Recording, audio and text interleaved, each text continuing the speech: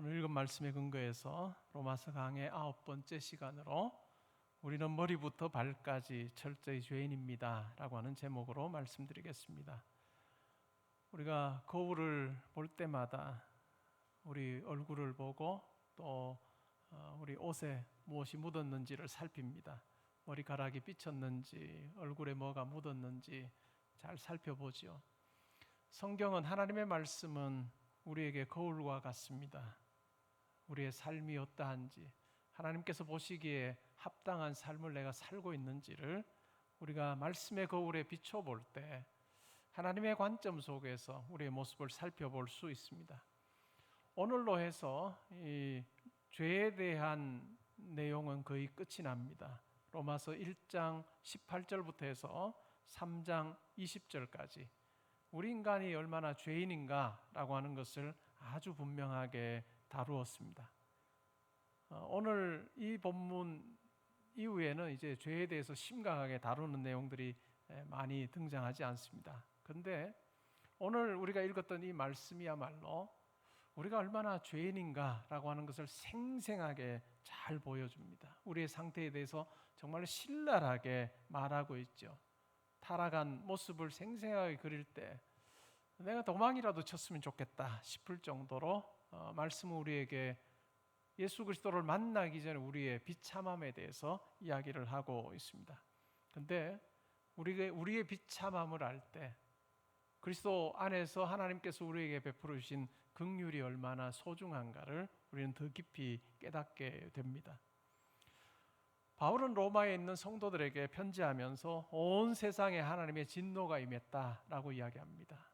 그 이유는 바로 이방인들이 죄인이고 또한 율법을 가지고 있었던 유대인들도 죄인이어서 이 하나님의 진노하심 앞에서 변명할 수 있는 사람이 한 사람도 없기 때문이다 라고 그렇게 이전에 이야기를 했습니다. 그리고 오늘 우리가 읽었던 본문에 보면 바울이 결론부터 말합니다. 9절에 보시면 바울이 이렇게 말하죠. 그러면 어떠하냐? 우리는 나으냐? 결코 아니라. 유대인이나 헬라인이나 다 죄 아래에 있다고 우리가 이미 선언하였다라고 그렇게 이야기합니다. 유대인들의 경우에는 유대인 그리고 헬라인 이렇게 묘사할 때는 유대인과 헬라인, 유대인과 뭐 헬라 말을 쓰고 헬라에 속한 헬라인이라고 하는 이런 개념보다는 이 헬라인이라고 하는 이 표현을 통해서 유대인이 아닌 이방인을 통칭하는 것 같은 방식으로 표현을 했습니다. 유대인과 이방인 모두가 다 죄 아래에 있다라고 하는 이야기이죠. 어떠한 종교를 믿든 간에 가지든 간에 다 죄 아래에 있고 또 어떤 인종이든지 상관없이 다 예외 없이 죄인이다라고 이야기를 합니다. 우리가 자기 이해라고 하는 것을 생각을 해보면 우리의 자기 이해가 때로는 실제와 다른 경우를 발견하곤 합니다. 내가 보는 나와 다른 사람이 보는 나가 다른 경우가 있다는 거죠. 내가 보는 그 나가 때로는 관대한 경우가 많습니다. 영적인 부분에서도 마찬가지입니다. 영적인 부분에서도 내가 나 스스로를 볼 때 관대한 경향이 꽤 있습니다. 어떤 것이냐면 나는 다른 사람과 비교를 할 때 상대적으로 착하고 선하다라고 하는 생각을 가지며 살기 쉽습니다. 내가 다른 사람과 비교하면 내가 조금 더 착한 것 같다. 우리의 관점일 수는 있으나 그러나 말씀에 비추어 보면 오늘 우리가 읽었던 말씀에 비추어 보면 우리의 자기 이해와 성경이 말하는 이와 같은 우리의 모습이 상당히 거리가 먼 것 같습니다. 여러분 전라남도 완도에서 제주도로 배를 타고 가보신 적 있나요? 저는 가본 적은 없어요. 주로 제주도 갈 때는 비행기를 타고 갔는데 완도에서 100길로 제주도를 갈 수 있다고 합니다. 근데 만약에 어떤 사람이 100길로 가지 않고 배를 타고 가지 않고 그냥 이렇게 한번 가정을 해볼까요? 멀리 뛰기를 해서 완도에서 제주도까지 간다고 한번 생각을 해볼까요? 여러분 멀리 뛰기 해보신 적 있나요? 학창시절에 해보셨을 거예요. 어떤 분은 뛰면 도움 닫게 하여 멀리 뛰면 뭐 3m 뛰는 분도 있고 2m 뛰는 분도 있고 뭐 3.5m 뛰는 분들과 각기 다를 거예요. 완도에서 제주도까지 멀리 뛰게 해서 가야 된다고 생각을 해보면 어떨까요? 어떤 사람은 조금 더 뛸 거예요. 3m 뛰기도 하고 4m 뛰기도 하고 또 2m 뛰기도 하고 차이는 있습니다. 그러나 어떨까요? 누구나 다 똑같이 멀리 뛰기 위해서 제주도에 도착할 수 있는 사람은 아무도 없습니다. 다 어떤 결과를 동일하게 맞게 될까요? 다 뛴 거리에 상관없이 다 바다에 빠지게 되는 것입니다. 다른 사람보다 조금 더 멀리 뛰었다고 해서 완도에서 제주도까지 뛸 수 있는 사람은 없습니다. 이것이 말씀이 우리에게 이야기해 주는 부분과도 일맥상통하는 부분이 있습니다. 하나님께서 우리를 보실 때, 우리가 생각할 때는 다른 사람보다 내가 조금 더 착하다, 조금 더 선하다 생각할지 몰라도 하나님의 기준으로 우리를 볼 때 모든 사람이 다 예외 없이 죄인이다 라고 말씀은 이야기하고 있습니다. 또 다른 예를 가지고 한번 생각을 해볼까요? 뉴욕의 맨하탄에 가신 분들이 대체로 시간이 있으시면 이제 유람선을 타고 한 바퀴 이렇게 둘러봅니다. 배를 타고 쭉 둘러보면 이 맨하탄의 건물들이 눈에 들어오죠. 근데 어떤 건물은 굉장히 높아요. 또 어떤 건물은 낮죠. 배를 타고 보면 이 높이 차이가 분명히 있습니다. 그리고 자유의 여신상을 보기도 하고요. 그래서 배를 타고 가면서 어떤 건물은 높고 어떤 건물은 낮다 이렇게 생각을 합니다. 상대적인 비교죠. 근데 만약에 저 높은 하늘에서 이 맨하탄을 내려다보면 어떨까요? 정말 높은 하늘에서 내려다보면 우리가 배를 타면서 보았던 이와 같은 차이 별로 구분이 되지 않을 겁니다. 다 그냥 구분되지 않고 그냥 작은 건물로만 우리 눈에 들어올 가능성이 크다는 것이죠. 하나님의 관점에서 볼 때 우리가 종교성을 가지고 있고 내 인격적인 부분이 조금 더 나을 것 같다, 착할 것 같다, 아니면 못될 것 같다라고 하는 이와 같은 것 차이가 없다라고 말씀은 이야기합니다. 구원에 있어서요. 하나님의 구원이라고 하는 그 기준에 비추어 볼 때 예외 없이 다 죄 아래 있다라고 오늘 말씀은 이야기하고 있습니다. 죄 아래 있다라고 하는 이 표현이 어떤 의미일까요? 이건 굉장히 군사적인 용어인데 이 죄의 권세 아래 있다는 거예요. 죄의 부림, 죄가 시키는 대로 한다라고 하는 의미가 이 속에 있습니다. 그러면서 바울은 10절부터 해서 18절까지 구약 성경 여러 곳을 인용을 합니다. 근데 대체로 시편에서 인용을 많이 해요. 시편은 어떤 책인가요? 하나님을 향한 찬양, 또 삶의 고백을 담고 있는 그와 같은 책이 바로 시편인데 이 시편으로부터 취해서 지금 바울이 설명하고 있는 내용이 뭐냐 하면 우리 인간이 얼마나 철저하게 죄인인가라고 하는 것을 설명하고 있습니다.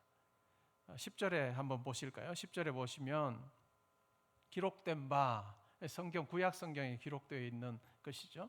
그러니까 구약 성경이 우리를 향해서 이렇게 지금 설명하고 있다는 것이죠.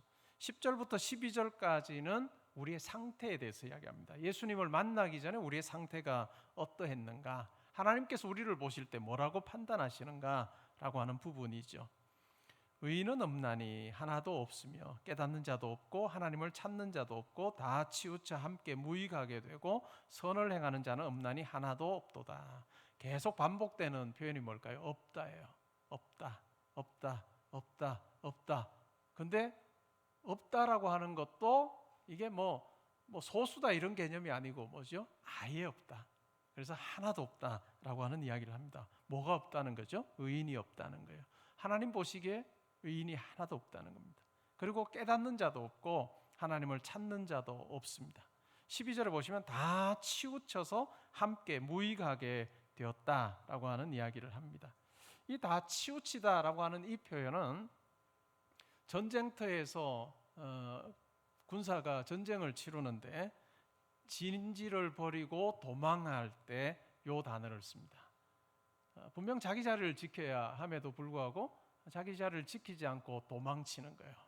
그때 치우치다라고 하는 이 단어를 사용하는 것입니다. 하나님께서 우리를 자기 형상대로 지으시고 또 하나님의 형상대로 지음받은 자답게 하나님의 영광을 드러내고 하나님의 뜻에 순종하며 살도록 우리를 만드셨습니다. 근데 어떨까요? 군사가 자기 진지를 버리고 도망간 것처럼 하나님의 형상대로 지음받은 우리가 하나님께서 원하시는 그와 같은 모습으로 살지 못함에 대해서 이야기를 하고 있습니다. 이것과 흡사한 그와 같은 그 묘사, 그것이 출애굽기 32장에 나옵니다. 출애굽기 32장은 금송아지 우상을 만들어서 이스라엘 백성들이 그 앞에 절하고 또 뭐 그 앞에서 춤추었던 그 같은 내용들이 나옵니다. 출애굽기 32장 8절에 이와 같은 말씀이 나와요. 그들이 내가 그들에게 명령한 길을 속히 떠나 자기를 위하여 송아지를 부어 만들고 그것을 예배하며 그것에게 제물을 드리며 말하기를 이스라엘아 이는 너희를 애굽 땅에서 인도하여 낸 너희 신이라 하였다라고 이야기합니다.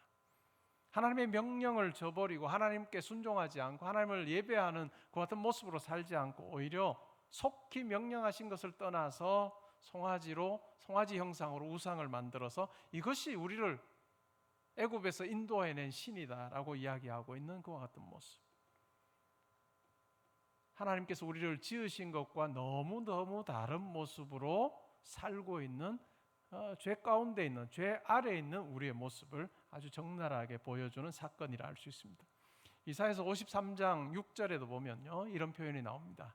우리는 다 양 같아서 그릇 행하여 각기 제 길로 갔거늘 여호와께서는 우리 모든 죄악을 그에게 담당시키셨다.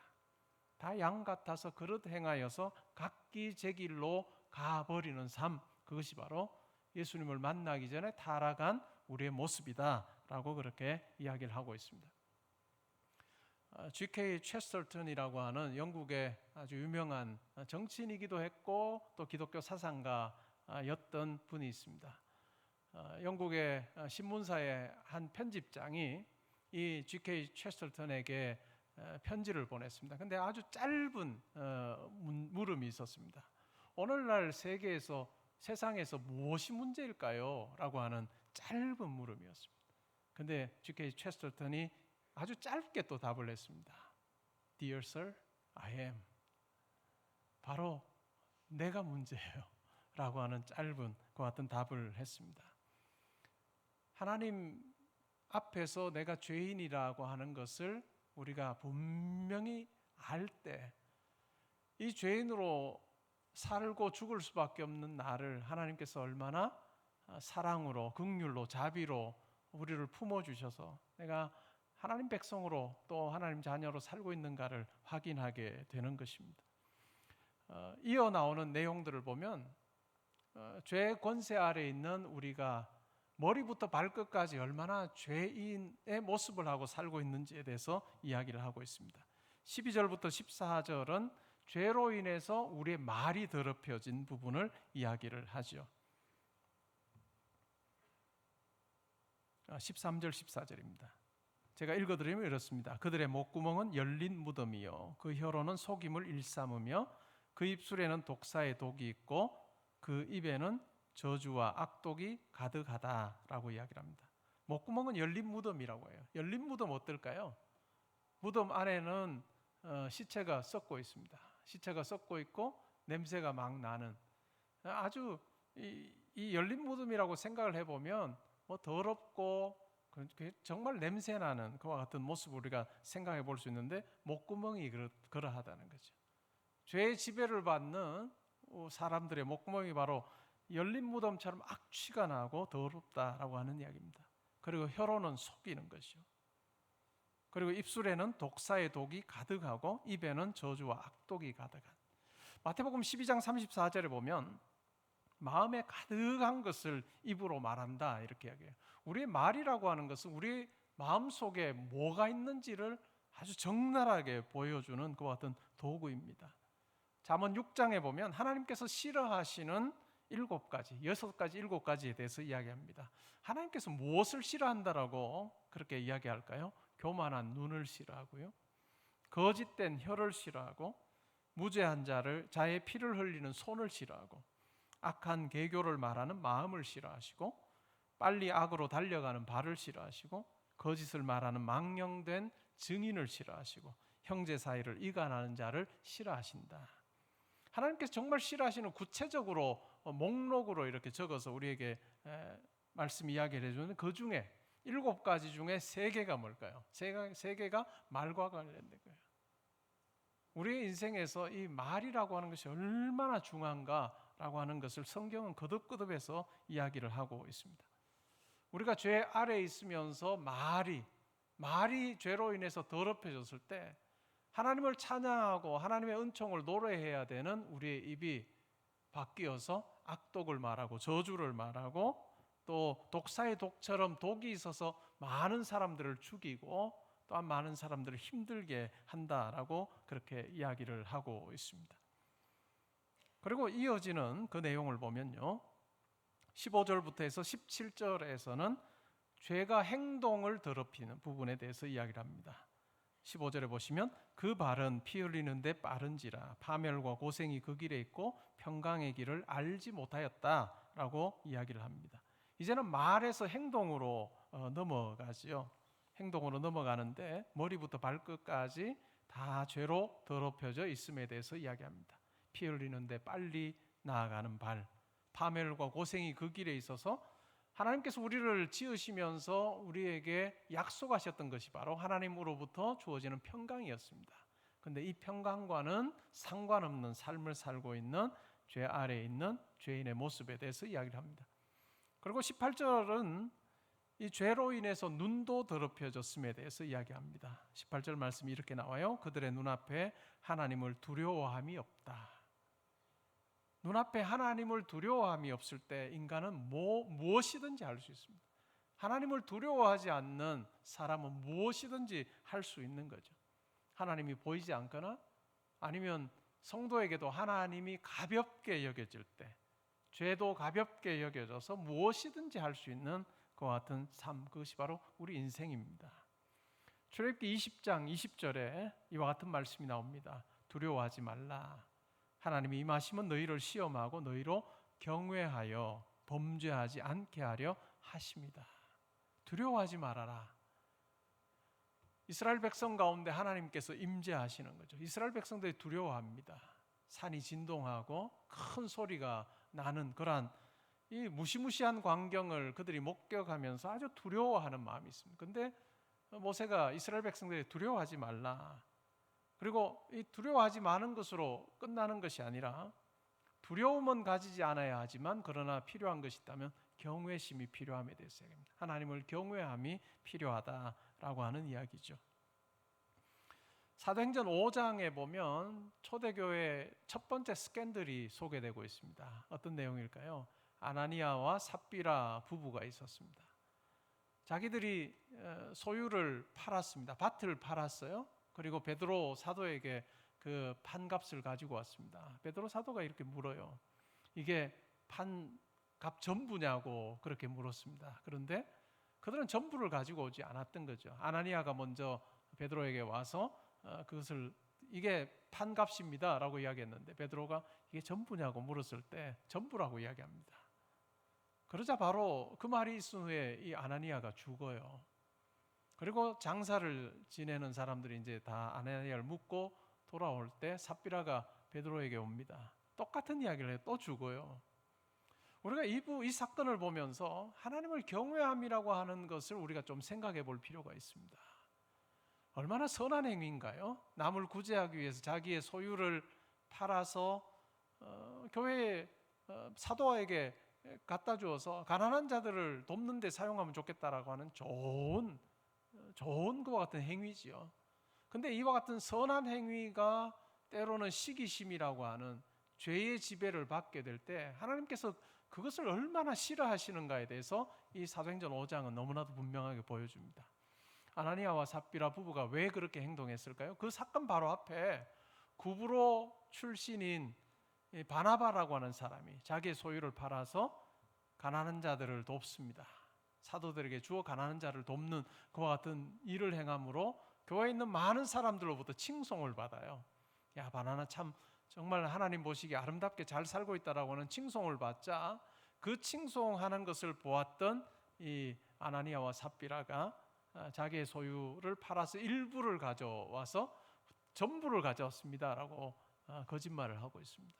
거룩한 좋은 행위지만 그러나 죄의 어떤 시기심이라고 하는 그 죄의 어떤 지배 아래 놓이게 될 때 하나님께서는 그것을 참 싫어한다라고 하는 것을 우리는 이 사건을 통해서 확인할 수 있습니다.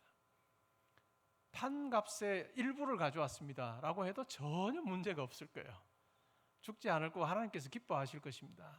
그러나 그 속임으로 내가 더 많은 사람들에게 인정받아야 되겠다, 칭찬받아야 되겠다라고 하는 그와 같은 죄성이 작용하게 될 때 하나님께서는 그 두 부부를 죽음의 자리로 내모셨습니다. 하나님께서 얼마나 우리 성도의 삶이 이 죄의 지배가 아니라 하나님의 지배 아래 놓이기를 원하시는지를 잘 보여주는 그 같은 모습입니다. 이 최초의 스캔들이 있은 후에 그 뒤의 반응을 사도행전 5장 11절에서는 이렇게 적고 있습니다. 온 교회와 이 일을 듣는 사람들이 다 크게 두려워하더라. 경외심을 가지는 거예요. 보이지 않는 하나님이 그들의 눈에 드러난 것입니다. 하나님이 얼마나 두려운 존재, 그냥 공포스러운 존재가 아니라 삶의 자리자리에 계셔서 역사하시는가라고 하는 것을 보이지 않는 하나님을 그들이 보게 되는 사건이었습니다. 하나님이 크게 보이면 어떨까요? 성도는 조심합니다. 눈에 보이지 않는 하나님이 크게 보일 때 다른 사람들이 없는 자리에서도 성도는 조심하게 되어 있습니다. 그러나 하나님이 작게 보이기 시작하거나 하나님이 안 보이기 시작하면 뭘까요? 우리 인간은 뭐든지 할 수 있습니다. 여러분의 삶은 어떠하신지 한번 잘 생각해 보십시오. 죄가 파란색이라면 우리 몸은 온통 머리부터 발끝까지 다 파란색으로 칠해져 있습니다. 때로는 어떤 부분은 짙은 파랑이고 어떤 부분은 연한 파랑이 하늘색일지 몰라도 그러나 죄라고 하는 것으로 우리는 우리의 모든 부분이 다 죄에 물들어 있음을 오늘 말씀은 이야기합니다. 우리의 말이 더럽혀졌고 우리의 발이 더럽혀졌고 우리의 눈이 더럽혀져서 머리부터 발끝까지 다 하나님께서 기뻐하시지 않는 것만 행하기에 능숙한 사람임에 대해서 이야기를 하고 있습니다. 이 예수 그리스도를 만나기 전에 타락한 우리의 모습을 이야기하는 거죠. 이러한 우리를 향해서 하나님께서 선언하세요. 19절 20절에 보면 하나님의 선언이 나옵니다. 뭐라고 이야기하실까요? 우리가 알거니와 무릇 율법이 말하는 바는 율법 아래에 있는 자들에게 말하는 것이니 이는 모든 입을 막고 온 세상으로 하나님의 심판 아래에 있게 하려 함이라. 이 재판장이신 하나님께서 사람들을 심판하십니다. 하나님께서 분명 죄인이라고 하는 그 엄청난 선언을 하시는 거죠. 그런데 그와 같은 하나님의 선언에 대해서 어느 누구도 입을 열어서 말할 자가 없습니다. 입을 다 닫고 그 재판장이신 하나님의 선언 앞에 그냥 잠잠히 있을 수밖에 없는 우리의 모습에 대해서 이야기를 하고 있습니다. 그러므로 율법의 행위로 그의 앞에 의롭다 하심을 얻을 육체가 없나니 율법으로는 죄를 깨달음이다 라고 그렇게 이야기를 합니다. 법정에서 자기를 변호하기 위해서 중얼거릴 수 없는 존재, 그것이 바로 우리라고 이야기를 합니다. 오늘 말씀은 우리의 비참함에 대해서, 그리스도를 만나기 전에 죄 가운데 있는 우리의 비참함에 대해서 이야기를 하죠. 만약에 우리의 모습이 거울에 비춰졌다고 하면 머리부터 발끝까지 다 문둥병으로 성한 곳이 없는 것 같은 모습을 우리가 상상해 볼 수 있습니다. 그런데 예수 그리스도, 자기 아들이신 예수 그리스도를 이 땅에 우리를 위하여 보내셔서 그와 같은 우리를 싸매어 주시고 치유하시기 위해서 자기 아들을 십자가에 내어주신 하나님의 사랑, 정말로 우리의 죄가 짙으면 짙고 더 깊으면 깊을수록 하나님의 사랑이 얼마나 더 크고 더 깊은지를 우리는 경험하게 됩니다. 온통 상처난 우리를 싸매어 주시고 또 우리의 그 부분을 다 치유해 주시는 그 하나님의 손길이 그리스도 안에서 우리 가운데 있었다라고 하는 것을 생각할 필요가 있습니다. 이제 예수를 믿는 우리 성도에게는 어떨까요? 하나님께서 우리를 보실 때는 상처투성이인 그 모습이 아니라 예수 그리스도 안에서 이제는 치유된 깨끗한 모습으로서의 우리를 보시고 우리를 즐거워하시는, 그것이 바로 성경이 말하는 구원받은 백성의 삶이라고 할 수 있습니다. 이와 같은 하나님의 은혜를 우리가 입고 있다면 우리가 날마다 우리의 삶을 말씀의 거울 앞에 비추어 보아야 할 것입니다. 이전에는 예수 믿기 전에는 내 입에서, 내 혀에서, 내 목구멍에서 나오는 것은 악독이요, 또 시기하는 말이요, 다른 사람을 저주하는 말이었다고 한다면, 이제는 변화된 하나님께서 우리를 보실 때 다르게 보시는 성도의 말에서는 죄의 지배를 받는 더럽혀진 말이 아니라 하나님을 찬양하고 또 많은 사람들을 세워주는 그 같은 말이 되어야 될 것입니다. 오늘 설교 여러분들이 이제 들으신 후에 찬양을 두 곡을 우리가 드릴 텐데, 하나님 앞에서 여러분이 독창하듯이 하시면 좋을 것 같아요. 우리 교회 예배에서 큰 소리로 마이크를 통해서 한 사람이 아주 큰 소리로 하는 그러한 찬양 인도를 하지 않는 이유 중에 하나는, 각자 자기의 목소리로 자기 귀에 들으면서 하나님, 이것이 제 고백입니다. 잘하든 못하든, 음이탈이 나든 안 나든 상관없이 하나님, 이것이 하나님을 향한 저의 고백입니다라고 하는 그 고백이 있으면 좋겠다라고 하는 마음에서 큰 소리로 그렇게 하지 않고, 우리가 기도할 때도 큰 소리로 마이크에 대고 하지 않는 것은, 여러분이 기도를 소리를 여러분이 작게 해도 좋고 뭐 속으로 해도 좋은데, 하나님, 이것이 저의 기도입니다. 하나님 앞에 딱 혼자 서 있는 모습으로 내가 찬양하고 내가 기도하는, 그러니까 예배 자리에서 그냥 피동성을 수동적이 되지 아니하고 하나님 앞에 서 있는 존재로서 내가 기도하고 내가 고백하는, 이것이 참 중요한 것 같아요. 예배 자리에서의 찬양뿐만 아니라 여러분의 삶의 자리에서 찬양이 있으면 좋겠습니다.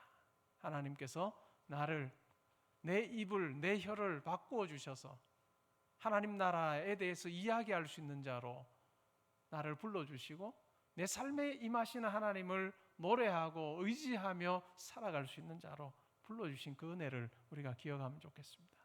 그리고 우리의 발이 그냥 파멸로 달려가는 발이 아니고 평강을 아는 발로 그와 같이 우리가 한 주간을 살면 좋을 것 같습니다.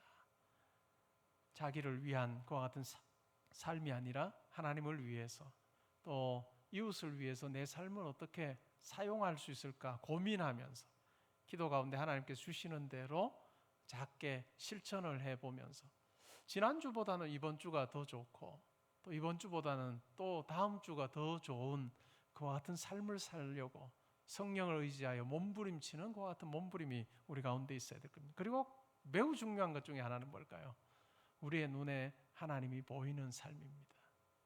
하나님을 경외함으로 내가 혼자 있을 때나 누구와 있을 때 다른 사람이 나를 어떻게 볼까라고 하는 것이 가장 중요한 그와 같은 내 행동의 기준이 되는 것이 아니라, 나를 보시는 하나님, 나를 보시는 하나님 앞에서 내가 어떻게 살까를 고민하는 그와 같은 경외함 있는 같은 한 주간의 삶이 되면 좋겠습니다. 그래야 하여서 죄로 온통 머리부터 발끝까지 다 죄로 물들어 있는 우리가 예수 그리스도의 그 사랑과 은혜를 경험한 후에는 하나님께서 우리를 창조하실 때처럼 아름답게 하나님을 섬기는 그와 같은 모습, 그래서 다 치우쳐서 쓸모없는 그와 같은 삶이 아니라 정말 하나님께서 원하시는 아름다운 삶이 있고 행동이 있고 말이 있는 그 같은 삶을 사는 우리 모든 성도님들 될 수 있기를 주님의 이름으로 축복합니다.